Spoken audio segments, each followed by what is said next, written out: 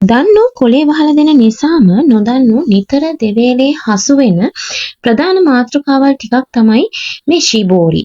එහෙම නැත්නම් ස්ප්ලෑෂ්. එහෙමත් නැත්නම් ෆ්ලෑෂ්. ඕකේ කොමන් වර්ඩ් එක නම් ෆ්ලෑෂ්. හැබැයි ඔයාලා දන්නවද මේ කොමන් මිස්ටේක් එකක් විදිහට යන ෆ්ලෑෂ් ශිබෝරි කියන වචන දෙකේ වෙනස මොනවද මේ කැටගරයිස් වෙලා තියෙන්නේ? මේවා ඇයි මේ විදිහට කැටගරයිස් වෙන්න හේතුව? ඇත්තටම මේ ෆ්ලෑෂ් කියන්නේ මොකද්ද? ස්ප්ලෑෂ් කියන්නේ මොකද්ද? ශිබෝරි කියන්නේ මොකද්ද? මෙන්න මේ දේවල් ටික ඔයාලා මේ වෙනකොට දැනුවත් නැත්තම් ඉතින් අහන්න දෙයක් නැහැ. කොලේ වහලා දෙන ඕනම කෙනෙක්ට ටක් ගාලා අහුවෙන එක. හැබැයි ඔයා අතරේ ඉන්නවා නොදන්නා කමට මේ තියෙන කොමන් මිස්ටේක් එක දිගින් දිගටම අරගෙන යන. හරි අපි දැනගමු. ඉස්සෙල්ලම කතා කරමුකෝ අපේ හයිරංකාරය වෙන ශිබෝරි ගැන. ඔයාලා දන්නවද මේ ශිබෝරි කියන වචනේ මේ වෙනකොට ඇවිල්ලා තියෙන්නේ මෙයා පැවතගෙන ඉන්නේ ජපානින් කියලා. ඔව් මේ ශිබෝරි වචනයට අයිතිය තියෙන්නේ ජපානයට. ඒකට හේතුවක් තියෙනවා. ජපාන් ජාතිකයන්ගේ එක්තරා කර්මාන්තයක ඒ කියන්නේ රෙදි වර්ණවත් කිරීමේ කර්මාන්තයකදී භාවිතා වෙන වචනයක් තමයි මේ ශිබෝරි කියන්නේ. ඉතින් එන්නේ ලක්ෂණත් එක්ක තමයි අපේ මේ ඇන්තෝරියම් වගාවට මේ ශිබෝරි කියන වචනේ ඇවිල්ලා තියෙන්නේ ඒ මලේ පෙත්තේ පැටර්න් එකත් එක්ක. අපි ඒව ගැන හරියටම දැනගමු. ඉතින් ඉදිරියට මේ වීඩියෝ එකේදී ඔයාලව මම දැනුවත් කරන්න යන මේ varieties තුන, ඒ කියන්නේ ශිබෝරි, ෆ්ලෑෂ්, ස්ප්ලෑෂ් කියන්නේ මොනවද කියන එක ගැන හරි හමන් විදියට දැනගත්තොත් ඔයාලට ඇන්තෝරියම් මාකට් එකේදී ඔයාලා මිලදී ගන්න පැලේ හරි හමන් වර්ගයේ මොකක්ද? හරියටම මේ ඇන්තෝරියම් වර්ගයේ මේ මම මිලදී ගත්ත ඇන්තෝරියම් වර්ගයටම අදාළයිද? ඔන්න ඔය කරුණු කාරණා දැනගන්න පුළුවන්. ඒකින්ද වීඩියෝ එකත් එක්ක දිගින් දිගටම රැඳිලා ඉන්න. එතකොට ඔයාලට මේ දැනුමින් සන්නද්ධ වෙන්න පුළුවන්. හරි, වැඩි කතා ඕනේ නෑ. අපි බලමුකෝ. දැන් අපි ඉස්සෙල්ලම කතා කරමු අපේ හයිරංකාරයා වෙන ශිබෝරි. ඉතින් මේ ශිබෝරි නම පැවතගෙන ඉන්න ජපාන් ජාතිකයන්ගෙන් මේ පැවතගෙන එන නම මෙයාලා භාවිතා කරන්නේ යාළගේ රෙදි කර්මාන්තයේදී රෙදි වර්ණ කරනකොට ඒගොල්ලෝ කරන ස්ටයිල් එකක් වෙන ජැපනීස් ටයි ඩයි ස්ටයිල් එකකදී. ඉතින් මේකෙදී කරන්නේ මේගොල්ලෝ රෙදි බැඳලා මුඩු කරලා සාමාන්‍යයෙන් අපේ බතික් කර්මාන්තයේ වගේ අවුට්පුට් එකක් ගන්න ලස්සන ඩිසයින් එකක් හදාගන්න ක්‍රමයක් තමයි මේගොල්ලෝ මේ ශිබෝරි කියලා හඳුන්වන්නේ. ඉතින් ඒකේ ඇති වෙන රටාවල් අවිධිමත් රටාවල්, පැල්ලම්, ඒ වගේම රේඛා අතර සටහන් ඇති වෙන ඒ වගේ ලක්ෂණ හරිම අවිධිමත්. ඒ වගේම තමයි ඒ එක රෙදි කෑල්ලක ඇතිවෙච්ච ඩිසයින් එකක් කිසිම විදිහකින් නැවත වතාවක් තව රෙදි කෑල්ලක ඒගොල්ලන්ට නිර්මාණය කිරීමේ හැකියාවක් නැහැ. ඉතින් අන්න ඒකයි එක අහඹු පැල්ලම් රටාවල් කියලා කියන්නේ. ඉතින් ඒ වගේම මේ වගේ මාබල් ගල් වල තියෙන ඒ වර්ණ සංකලන ඒ රටාව වගේ වර්ණ සංකලනයන් ඇති වෙනවා මේගොල්ලන්ගේ මේ ශිබෝරි පැටර්න් එකේදී. ඉතින් මෙන්න මේ පැටර්න් එක අපේ ඇන්තෝරියම් මල් වල ඇති වෙනකොට ඒ කියන්නේ සුදු ඒගොල්ලන්ගේ බෑග්ග්‍රවුන්ඩ් එකට ඒගොල්ලෝ ගන්නේ සුදු.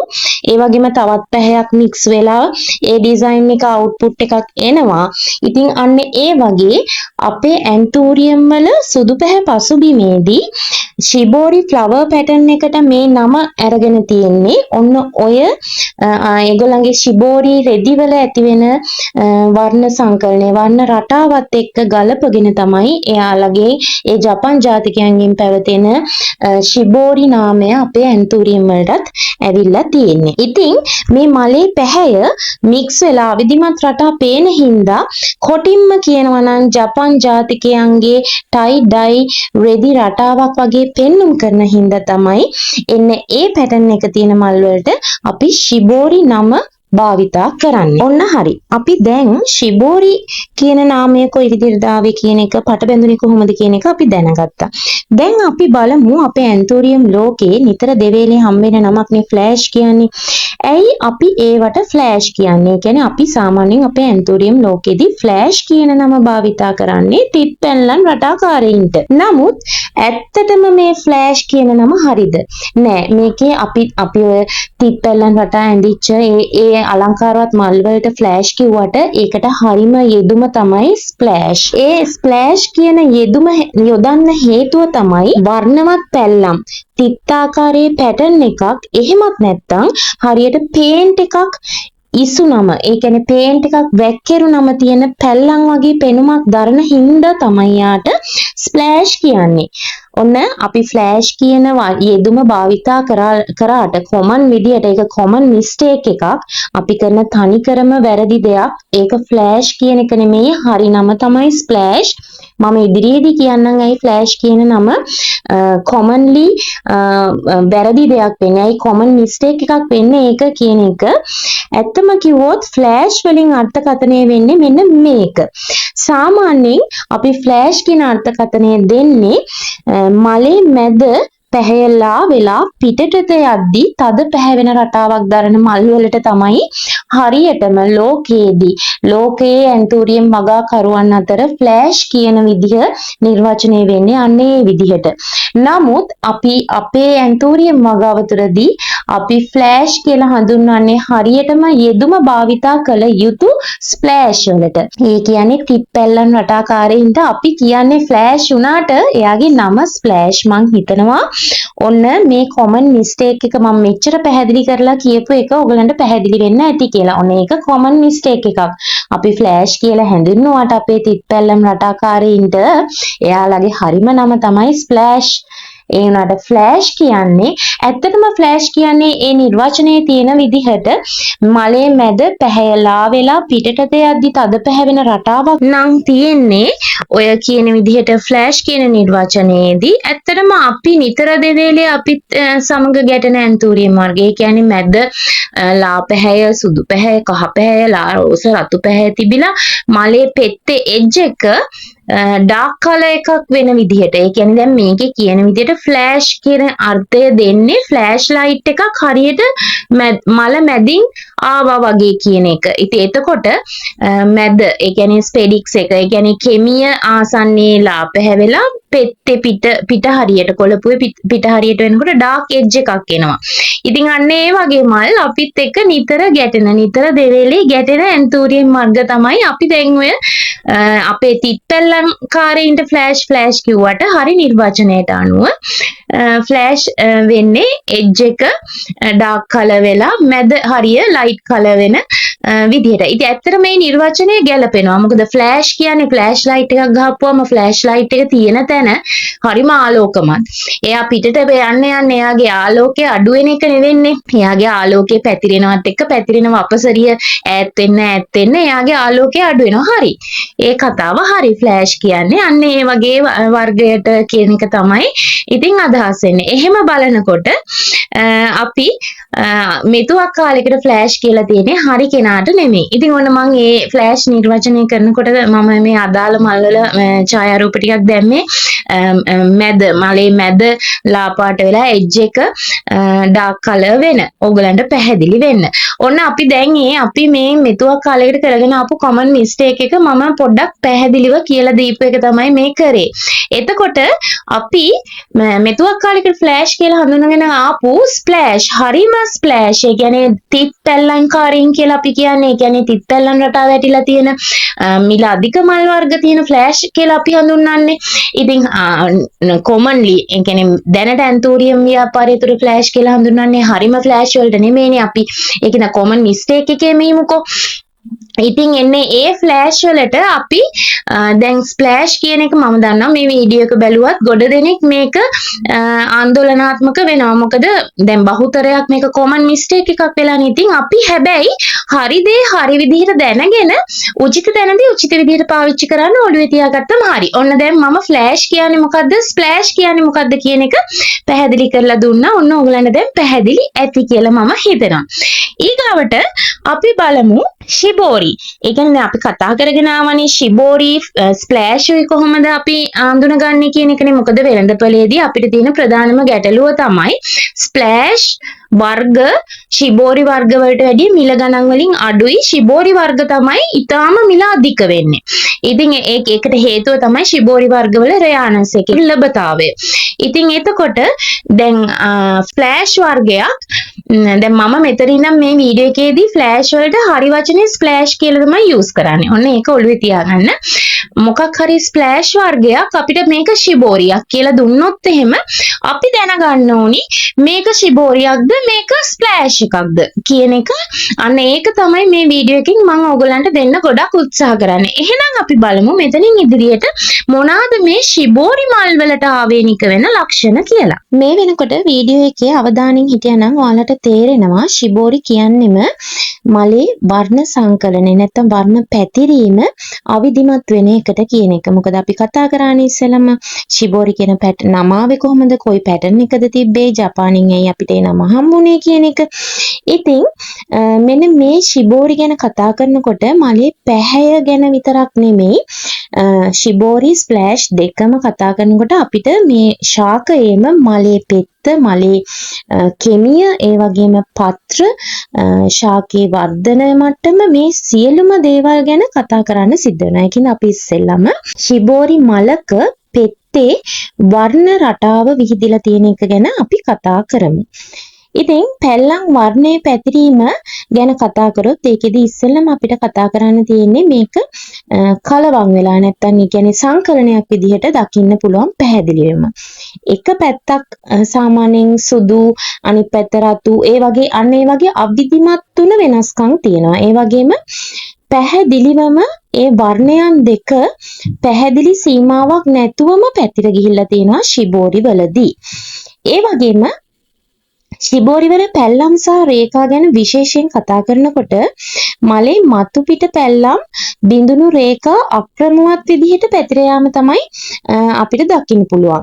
ඒක හරියට අර අපි කලින් කතා කරපු විදිහටම ජපානයෙන් ඒගොල්ලොන්ගේ ජපාන් ජාතිකයෝ නිෂ්පාදනය කරන ටයි ඩයි රෙද්දක තියෙන රටාව වගේමයි. ඒ වගේම තමයි එකම ගහේ මල් අතර වෙනස්කම් තියෙනවා. ඒ කියන්නේ එකම ගහේ මල් දෙකක් කිසිම විදිහකින් එකම වගේ පිපෙන්නේ නැහැ. ඒ වගේම ඒ කියන්නේ උදාහරණයක් විදිහට ගත්තොත් එහෙම එක ශිබෝරි මලක 70%ක් රතු තිබිලා 30%ක් සුදු වුණා කියලා අපි හිතමු. ඊගාවට ඒ ගහෙම තවත් මලක් පිපෙන්න පුළුවන් 50% කලර්ස් තියෙන වර්ණ සංකලනය පැතිරිලා තියෙන විදිහට. ඒ වගේම අනිත් දේ තමයි මලේ මැද කොටස වෙනම හයිලයිට් එකක් නැතුවම පැටර්න් එක සම්පූර්ණයෙන්ම මල පුරාම පැතිරෙනවා. ඒ කියන්නේ මලේ මැද කොටස වෙනම හයිලයිට් වෙලා තියෙන්නේ නැහැ. ඒ කියන්නේ මලේ මැද කොටසට විතරක් ඒ පැටර්න් එක සීමා වෙන්නේ නැහැ. ශිබෝරි වල ලක්ෂණය තමයි මලේ පෙත්ත පුරාවටම ඒ අදාළ පැටර්න් එක විසිරිලා පැතිරිලා පවතිනවා. ඉතින් ඔන්න ඔය ටික කෙටියෙන් කිව්වොත් එහෙම මෙන්න මේ ටික තමයි විශේෂයෙන්ම ශිබෝරි වල ලක්ෂණ විදිහට පෙත්තේ වර්ණ සංකලනයට ඔලුවට දාගන්න ඕනිම ටික. මලේ පැහැයන් මිශ්‍ර වෙලා තියෙනවා කියන එක පැහැදිලිවම දකින්න පුළුවන් වගේම වර්ධන අවධිය එක්ක විශාල මල් ඇති වෙනවා ගොඩාක් ශිබෝරි වල. ඒක ස්වභාවික ලක්ෂණයක්. හැබැයි සමහර මල් තියෙනවා ශිබෝරි උනාට ගොඩාක් ලොකු විශාල මල් නොවෙන. නමුත් බොහෝමයක්ම ශිබෝරි වර්ගවල මල් ගහේ වර්ධනයත් එක්ක මල හරිම ලොකු මලක් ඇති කරනවා ශිබෝරි වල. ඒ වගේම පැහැයන් දෙක ඒ කියන්නේ ශිබෝරි මලක තියෙන වර්ණ සංකලනයන් දෙක වෙලී ගියපු ස්වරූපයක්. ඒ කියන්නේ එකිනෙක සම්මිශ්‍රණ වෙන ස්වරූපයක් තියෙනවා. ඒ වගේම පැටර්න් එක මාබල් ගල් රටාවක් වගේ එකිනෙක වෙලිලා ගියපු රටාවක ලක්ෂණයක් දකිනවා. දැන් ඕගොල්ලන්ට මම මෙතෙන්ට මාබල් ගල් රටාවක් කියන්නේ මොකක්ද කියන එක ඔලුවට දාන්නම්. එතකොට මේ එකිනෙක පැටලිලා ගියපු විදිහ නැත්නම් දඟර ගැහිලා ගියපු රටාව මොකක්ද කියන එක පොඩ්ඩක් පැහැදිලි කරගන්න හැකියාව තියෙනවා. ඔන්න දැන් අපි මෙතුවක් වෙලා ශිබෝරි ගැන කතා කරානේ. අපි දැන් ස්ප්ලෑෂ් ගැන අපේ අවධානය ටිකක් යොමු කරමු.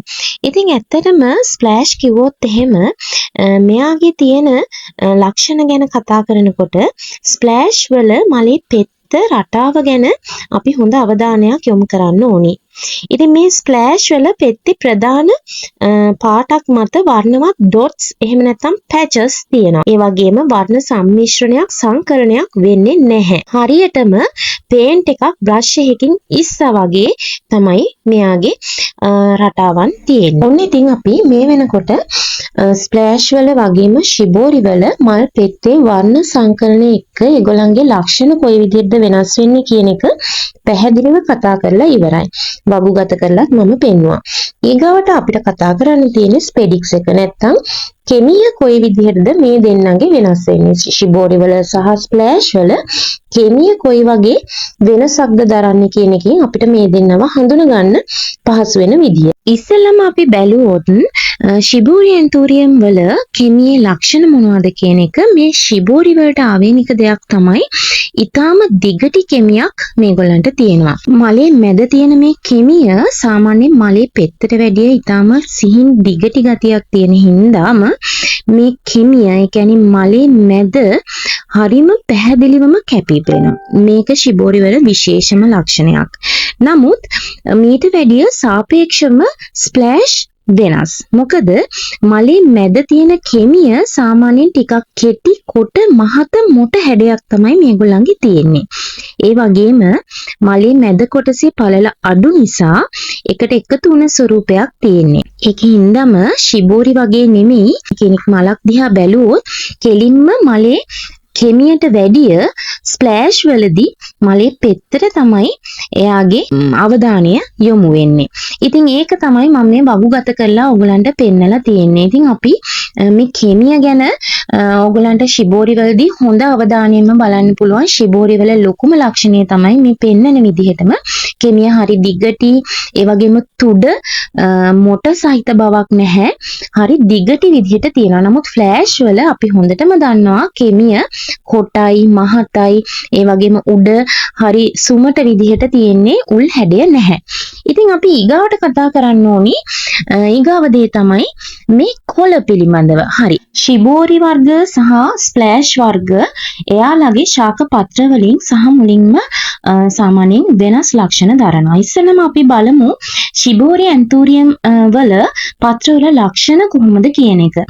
මෙයාලගේ පත්‍ර පළල් ඒ වගේම heart shape එකක් නැත්නම් හෘදයාකාර හැඩයක් දරනවා. ඒ වගේම මේ ශිබෝරි වර්ගවල පත්‍ර විශාල වීමේ හැකියාවක් සහිතයි. ඒ වගේම මේ පත්‍ර ටිකක් දිලිසෙන සුළු ගතිය අඩුයි.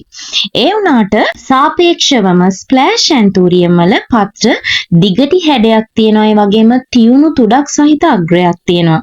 ඒ වගේම හොඳ තද කොළ පාටක් තියෙනවා මේ ස්ප්ලෑෂ් ඇන්තෝරියම් වල.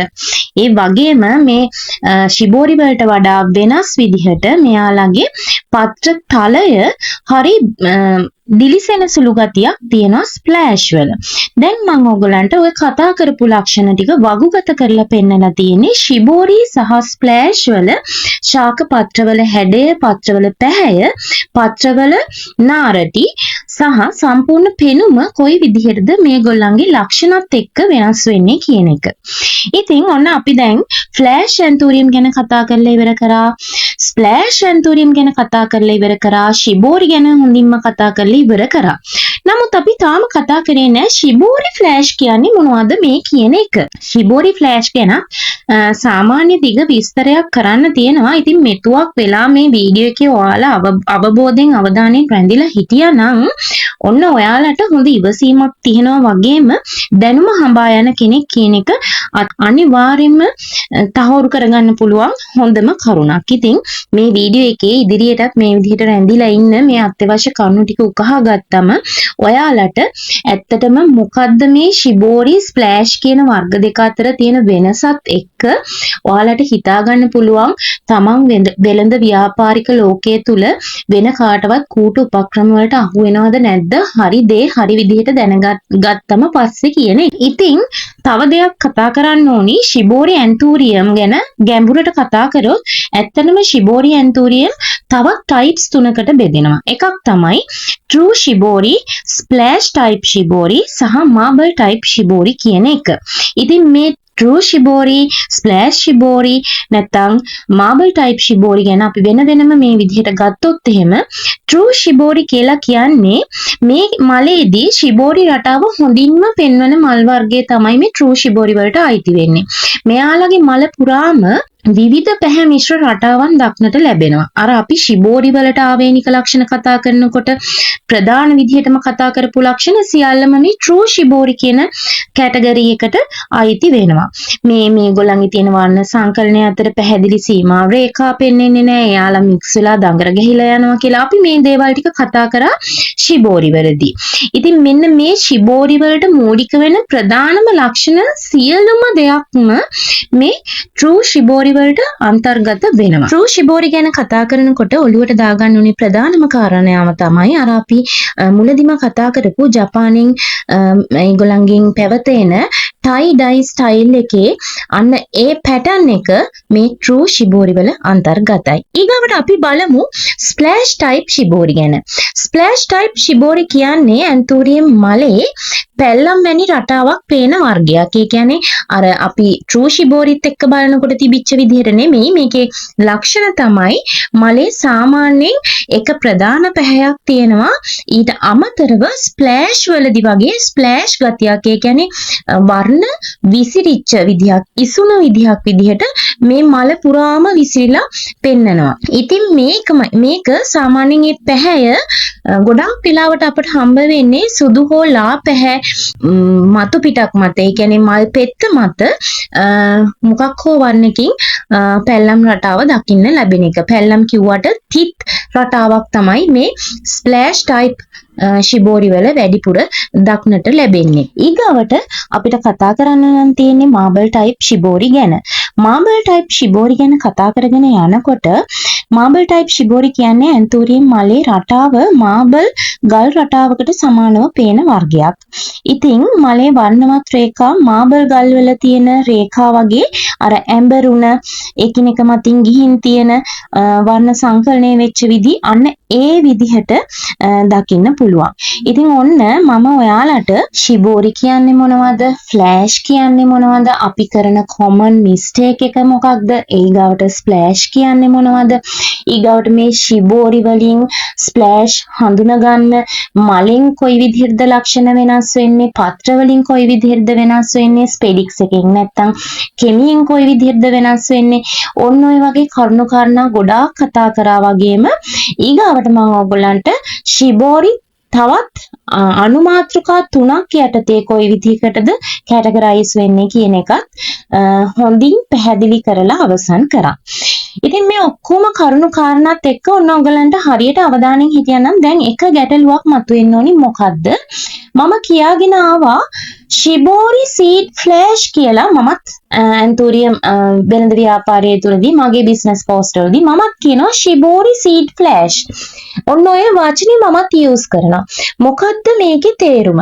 අන්න ඒක කියන්න, ඒක පැහැදිලි කරන්න ඔයාලා මේ දැනුමෙන් සන්නද්ධ වෙන්න ඉතාම අත්‍යවශ්‍යයි. ශිබෝරි සීඩ් ෆ්ලෑෂ් මම ඔයාලට මෙන්න මේ විදිහට අර්ථකථනය කරන්නම්. අපි මලක් පරාගණය කරන්න යොදා ගන්නකොට මව්පිය පරම්පරා දෙක, මව් පරම්පරාව ශිබෝරි වලින් සහ පිය පරම්පරාව, ඒ කියන්නේ අපි පරාග ෆ්ලෑෂ් වලින් ගත්තොත් එතකොට මේ මව්පිය පරම්පරා දෙකේම සම්මිශ්‍රණයක් වෙලා තමයි නව ජනිතයන්, ඒ කියන්නේ අලුත් ශාක පරම්පරාව බිහි වෙන්නේ. ඒ කියන්නේ අලුතෙන් හැදෙන බීජ වලට අර ශිබෝරි ශාක ලක්ෂණ පරම්පරාවේ තියෙන ලක්ෂණ සහ පිය පරම්පරාවෙන් ආපු පරාගවල තියෙන ස්ප්ලෑෂ් වල ලක්ෂණත් එනවා. එතකොට ශිබෝරි සහ ස්ප්ලෑෂ් මික්ස් වෙලා හැදෙන එකක් තමයි අපිට බීජ වලින් ප්‍රරෝහණය වෙලා හැදෙන නව ශාක ඇති වෙන්නේ. එතකොට එයාට මව් පරම්පරාවෙන් ශිබෝරි ලක්ෂණ එනවා. පිය පරම්පරාවෙන් පරාගගත්තේ ස්ප්ලෑෂ් වලින් හින්දා පිය පරම්පරාවෙන් ස්ප්ලෑෂ් ලක්ෂණ එනවා. ඔන්න එතකොට අලුතෙන් බිහි වෙන නව ශාකය ශිබෝරි සීඩ් ෆ්ලෑෂ් වෙනවා. ඒ කියන්නේ එයාට මව් පිය පරම්පරා දෙකෙන් ශිබෝරි ලක්ෂණ සහ ස්ප්ලෑෂ් ලක්ෂණ යන දෙකම උරුම වෙලා තියෙනවා. ඉතින් මේ අලුතෙන් හැදෙන නව ජනිතයින්ට සමහර විට ශිබෝරි ලක්ෂණ ඉස්මතු වෙලා ප්‍රමුඛ වෙලා එයා ශිබෝරිම වෙන්නත් පුළුවන්. සමහරට ස්ප්ලෑෂ් ලක්ෂණ ඉස්මතු වෙලා එයා ස්ප්ලෑෂ්ම වෙන්නත් පුළුවන්. එහෙම නැත්නම් ශිබෝරි ලක්ෂණයි ස්ප්ලෑෂ් ලක්ෂණයි දෙකම එකට සම්මිශ්‍රණයක් වෙච්ච ශාකයක් හැදෙන්නත් පුළුවන්. බොහෝමයක් මංගාව තියෙන්නේ ශිබෝරි සීඩ් ස්ප්ලෑෂ්. ඉතින් ඒකට හේතුව තමයි මම ගොඩාක් වෙලාවට පරාගණයට යොදාගන්නේ ශිබෝරි මව් පරම්පරාව සහ ස්ප්ලෑෂ් වලින් පිය පරම්පරාව එහෙම නැත්නම් පරාග. ඉතින් ඕක තමයි shibori seed splash කියන එකේ තේරුම. මොකද මව්පිය පරම්පරා දෙකෙන් ලැබෙන ලක්ෂණ නව ජනිතයන්ට උරුම වෙලා තියෙනවා. එතකොට shibori සහ splash කියන ලක්ෂණ දෙකම මේගොල්ලන්ගේ තියෙනවා. මේ මල් වල සමහර වෙලාවට shibori ලක්ෂණ තියෙනවා. නමුත් ශාකේ පත්‍රවල shibori ලක්ෂණ නැති වෙන්න පුළුවන්. ඉතින් ඔන්න මම මේ වෙනකොට ඔයාලව හොඳ දැනුමකින් සන්නද්ධ කරලා අවසන් මොකද්ද මේ shibori කියන්නේ, මොකද්ද splash කියන්නේ, මොකද්ද flash කියන්නේ, මොකද්ද මේ shibori seed flash කියන්නේ කියන එක ඔයගලන්ට හොඳ දැනුමක් දීලා ඉවරයි මේ වෙනකොට. ඉතින් ඔන්න දැන් ඔයගලන්ට හැකියාව තියෙනවා ඔයගොල්ලෝ මිලදී ගන්න පැලයක ලක්ෂණ බලලා ඔයාලා ඇත්තටම මේ shiboriයක්ද මිලට ගන්නෙ, ඔයාලා මේ shiboriයක් නෙමෙයිද මිලට ගන්නෙ, splash එකක්ද මිලට ගන්නෙ, ඔන්න ඔය දේවල් ඕගොල්ලන්ටම හොඳ දැනුමක් තේරුමක් ඇතුව වටහාගෙන නිරීක්ෂණය කරලා කාටවත් අහුවෙන්නේ නැති වෙන්න වැඩ කටයුතු කර ගැනීමේ හැකියාව තියෙනවා. හැබැයි මෙතෙන්දි මම නැවත වතාවක් මතක් කරන්න ඕනි කිසිම ශාකයක මලක එහෙම නැත්නම් ස්පෙඩික්ස් එකක කියන්නේ කෙමියක එහෙම නැත්නම් පත්‍රයක විතරක් ලක්ෂණ බලලා මෙයා shiboriද මෙයා splashද කියන එක කැටගරයිස් කරන්න බෑ. අනිවාර්යයෙන්ම shiboriයක්ද නැද්ද කියන එක බලන්න එයාගේ මලේ වර්ණ සංකරණය, වර්ණ රටාවේ පැතිරීම, ඒ වගේම කෙමියේ ස්වරූපය, ඒ වගේම පත්‍රවල ඒ තියෙන ලක්ෂණ සියල්ලම තියෙනවද කියන එක බලන්න ඕනි. මල විතරක් shibori ලක්ෂණ දැරුවට එයා කිසිම විදිහකින් shibori ශාකයක් වෙන්නේ නැහැ. එහෙමනම් ඒක ඇත්තටම එහෙම කියන්න පුළුවන් නම් මංගාව තියෙන shibori seed flash ඒ කියන්නේ මව්පිය පරම්පරා ලක්ෂණ මික්ස් වෙලා හැදිච්ච නමුත් මල් වල එක හෙලාම shibori ලක්ෂණ පෙන්නන ඒ ශාක සියල්ලම මට shibori කියන්න පුළුවන්. නෑ මං එහෙම කියන්නේ නෑ. එහෙම කියන්නේ නැති හේතුව තමයි shibori ශාකයක් කියලා කැටගරයිස් කරන්න නම් එයාගේ මලේ ලක්ෂණ, ස්පෙඩික්ස් එකේ ලක්ෂණ සහ එයාගේ ශාක පත්‍රවල ලක්ෂණ සහ මුලින්ම shibori ශාකයකට සමාන වෙන්න ඕනි. විශේෂයෙන්ම මට කියන්න බැරි වෙච්ච එකක් තමයි මම පත්‍ර ගැන කතා කරනකොට shibori ශාකයක ඒ කියන්නේ natural shibori, true shibori ශාකයක ශාක පත්‍රයක් අනිවාර්යයෙන්ම අපේ දේශීය ඇන්තූරියම් වල ශාක පත්‍ර වලට බොහෝ සෙයින් සමානයි. මොකද අපේ දේශීය ඇන්තූරියම් ශාක පත්‍ර සහ කෙමිය ගැන ඕගොල්ලෝ හොඳ අවබෝධයෙන් බැලුවොත් බලත හැකි. කෙමියත් දිගටි හරි අපේ තියෙන බැංකොක් ඇන්තූරියම් වලට වැඩිය හරිම දිගටි කෙමියක් තියෙන්නේ. ඒ වගේම මල පළල්, පත්‍ර පළල්, පත්‍රවල පත්‍ර තලයේ දිලිසීම අඩුයි. ඒ වගේම ශාකේ ගොඩාක් උස යනවා. ඉතින් ඔන්න ඔය වගේ ලක්ෂණ බොහෝමයක් shibori ශාකවල දරනවා. ඉතින් ඔන්න දැන් කතා කරා ගොඩක් වෙලා මම හිතනවා ඕගොල්ලන්ට මම මේ දුන්න දැනුම අතිශයම වැදගත් වෙයි කියලා ඕගොල්ලන්ගේ ඉදිරි වැඩ කටයුතු වලදී. මොකද shibori කියන්නේ වෙළඳපොළ තුල අධික මිල ගණනකින් අලෙවි වෙන ශාකයක් නිසාම තමයි මම මේ වීඩියෝ එක අරගෙන ආවේ. පාරිභෝගික හිතවතුන් මුලා වෙන එක නවත්ත ගන්න සහ පාරිභෝගික හිතවතුන් මුලා වෙලා තමන්ගේ දාඩිය මහන්සියෙන් හම්බ කරපු මිල මුදල් නිකරුණේ නාස්ති වෙන එක බලන් ඉන්න බැරිම නිසා. ඉතින් හරි එහෙනම් මට අවශ්‍ය කරන සියලුම දැනුම මම ඔයගලන්ට ලබා දුන්නා. ඔයගලන්ට මොනවාම හරි කරුණක් කාරණාවක් තියෙනවා නම් මේ වීඩියෝ එක ඔයගලන්ට වැදගත් වුණා නම් ඉතින් ඊටම කාරුණික විල්ලා හිටිනවා ඇන්තෝරියම් ෆ්ලවර් බලංගොඩ YouTube channel එක subscribe කරලා තියාගන්න. මේ වගේ වටිනා දැනුම් සම්භාරයන් ඔයගලන්ට නිරන්තරයෙන් අරගෙන එනවා. ඒ වගේම මේ වීඩියෝ එක ඔයගලන්ට වැදගත් වුණා නම් යටින් කමෙන්ට් එකක් දාන්න, share කරන්න. ඔයාලා වගේම තව තවත් මේ වගේ දැනුම හොයාගෙන යන අය අතරට මේ දැනුම අරගෙන යන්න. එහෙනම් ගිහින් එන්නම් නැවතත් මේ වගේ වටිනා කරුණු කාරණාවකින් ඔයාලා අතරට එන්නම්. මම හර්ෂි.